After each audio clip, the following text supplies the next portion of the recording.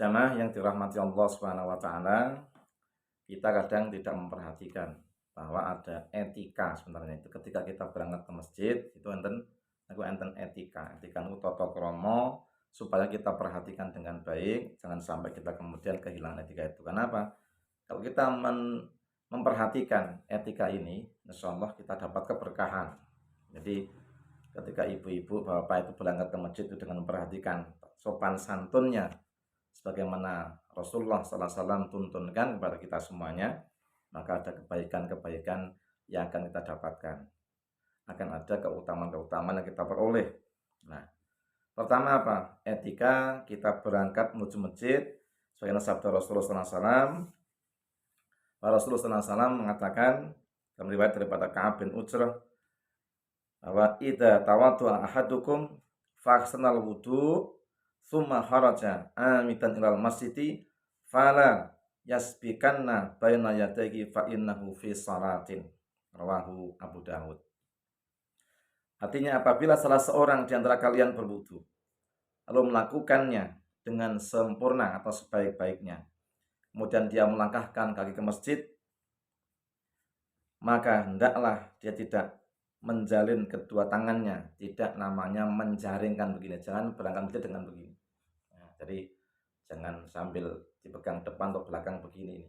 Nah, maka karena ia sebenarnya sedang dalam keadaan sholat, jadi ia berangkat ke masjid itu supaya jangan menjaringkan begini. Karena apa? Sebenarnya ketika dia berangkat dari rumahnya dalam keadaan berwudu yang sempurna menuju ke masjid yang kita tuju untuk sholat berjamaah, itu kita sudah dihitung dalam keadaan sholat. Maka kita jangan sampai berangkat masjid itu karo bontot tangan yang buri terus tangannya dijaring-jaring, atau juga barangkali juga diletakkan di depan sambil dijaringkan tadi itu. Ini sesuatu yang mesti kita perhatikan, karena ketika kita memperhatikan itu kita berarti akan dapatkan keutamaan. Kenapa? Kita sedang ada dalam sholat, maka jangan mengerjakan amalan yang tidak layak bagi orang-orang yang sholat.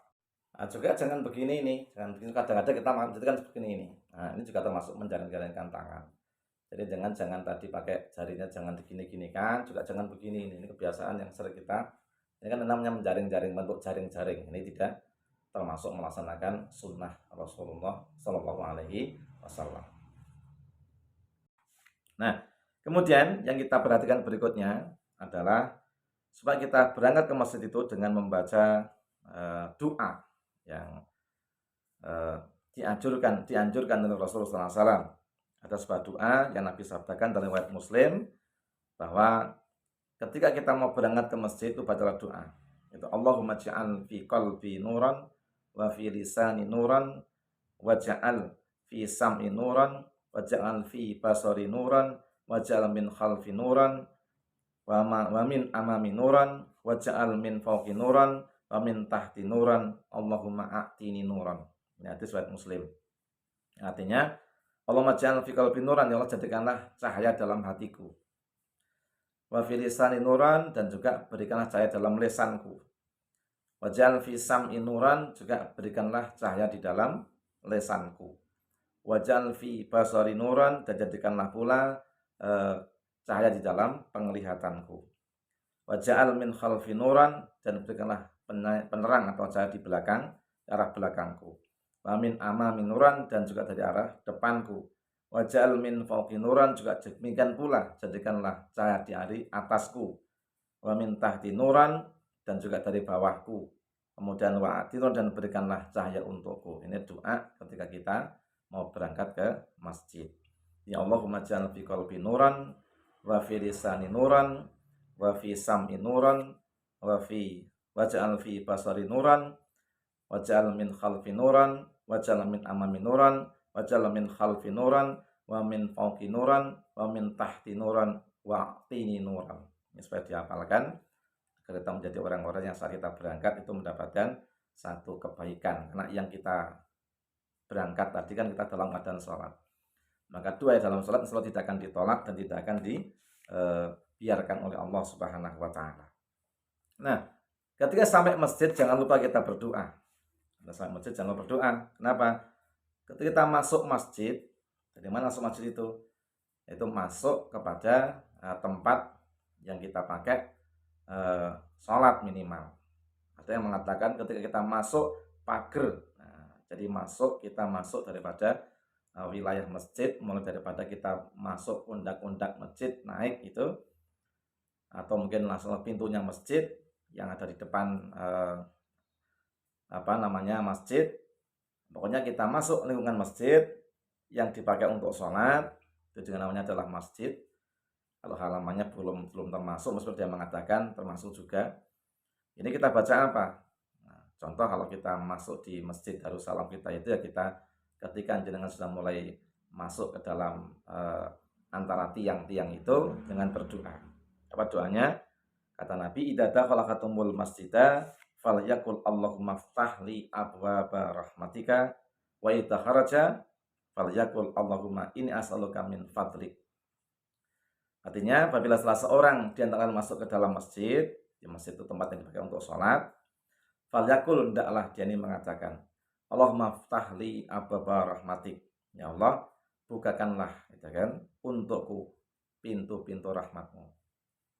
Dan bila dia keluar, turun dari masjid, maka berbicara doa, Allahumma inni as'aluka min fadlik, ya Allah, aku memohon daripada keutamaan atau kemuliaan dan anugerah-anugerahmu. Ini bacaan ketika kita keluar dari masjid.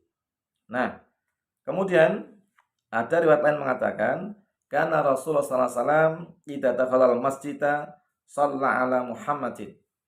Jadi idza dakhala al-masjida shalla ala Muhammadin wa qala rabbighfir li dzunubi waftah li abwaaba rahmatik. Wa idza kharaja shalla ala Muhammadin wa qala rabbighfir li waftah li abwaaba fadlik. Artinya beliau Rasulullah SAW masuk masjid beliau berselawat atas dirinya dan mengucapkan Allahumma sholli ala Muhammad. Kemudian berkata berikutnya, rabbighfirli dzunubi waftahli abwaaba rahmatik. Ya Allahumma sholli ala Muhammad, Allahumma ighfirli dzunubi waftahli abwaaba rahmatik. Ya Allah, semoga keselamatan kesejahteraan melimpah kepada baginda Nabi Muhammad SAW. Kemudian kita berdoa, rabbighfirli, ya Allah ampunil aku, dzunubi, dosa-dosaku, waftahli abwaaba rahmatik, dan bukakan untukku pintu-pintu rahmatmu. Dan bila keluar sama, baca selawat dulu, Allahumma sholli ala Muhammad, dan berkata, rabbighfirli waftahli abwaaba fadlik.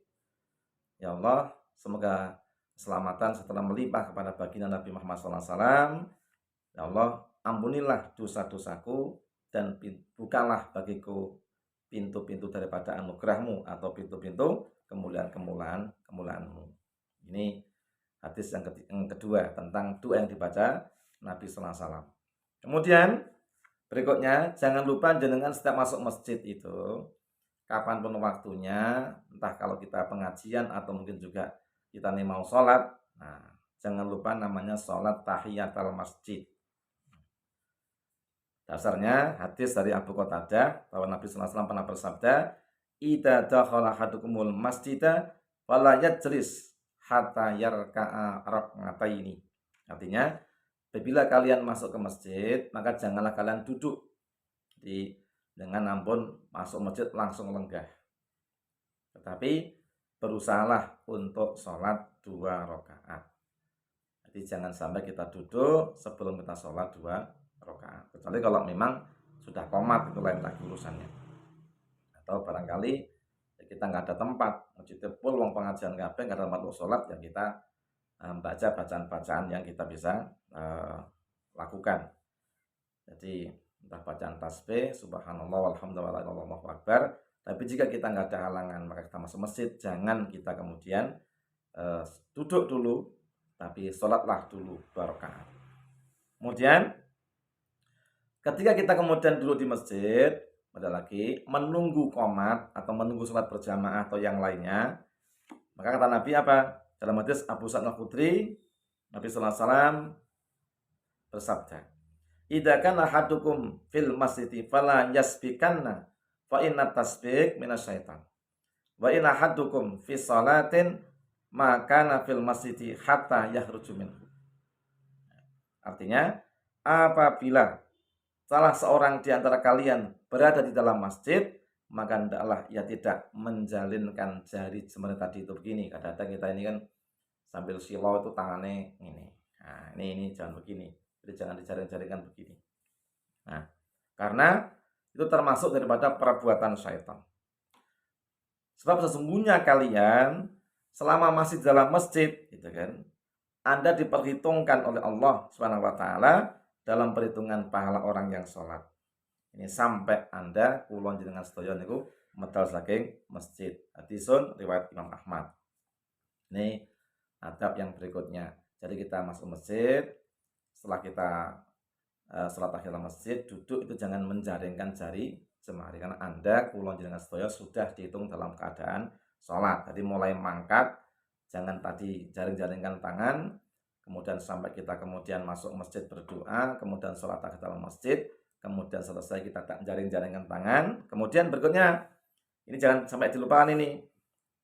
Apa itu? Jangan kita berjalan di depan orang sedang sholat. Jadi jangan berjalan di depan orang yang sedang sholat. Kenapa? Nabi mengatakan di ayyaki fahadukum mi'ata amin khairun lakum min ayyamurra baina yati akhihi wa huwa yusalli. Lebih baik salah seorang diatakan itu menahan, gitu kan. 100 tahun tidak berjalan, gitu kan.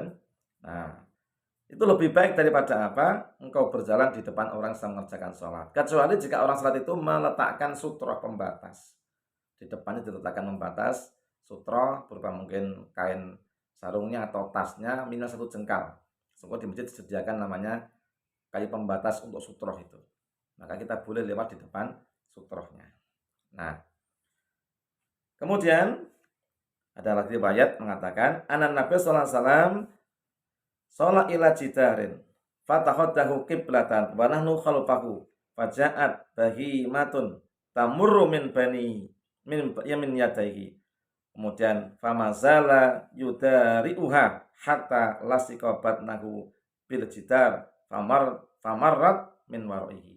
Jadi ketika Nabi sallallahu alaihi wasallam sholat atau depan sholat tiba-tiba ada binatang lewat di depannya, maka Nabi itu kemudian mendekat ke arah jidar atau tembok yang Nabi menghadap tadi. Jadi ketika Nabi sholat menghadap ke arah tembok atau ke arah sutrohnya, tiba-tiba ada binatang lewat, maka Nabi maju sampai melekat pada tembok itu, kemudian si binatang lewat di belakangnya.